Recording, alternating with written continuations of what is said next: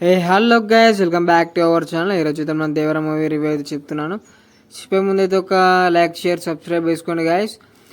వీడియోలోకి వెళ్ళినట్టయితే ఒక కొత్త ప్రపంచానికి ఆవిష్కరించిన దాని చుట్టూ తనదైన స్టైల్లో భావోద్వేగాలు గడపడంతో కథ దేవర మూవీ స్టోరీ ని చెప్పే ప్రయత్నం చేశాడు దర్శకుడు కొరటాల శివ.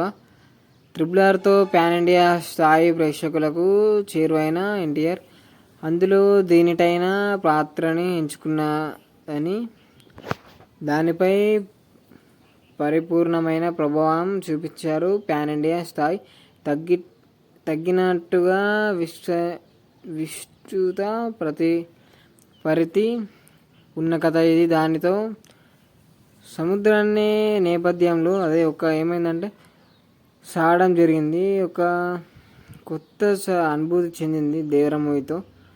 దర్శకంలో ప్రారంభమైన ఈ కథ ప్రేక్షకులకు నీలం కావడానికి ఎంతో సమయం పట్టదు.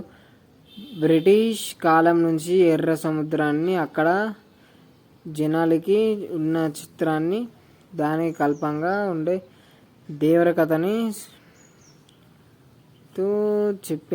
చెప్పిస్తూ కథని నడిపిస్తున్నారు తీరు అంటుకు.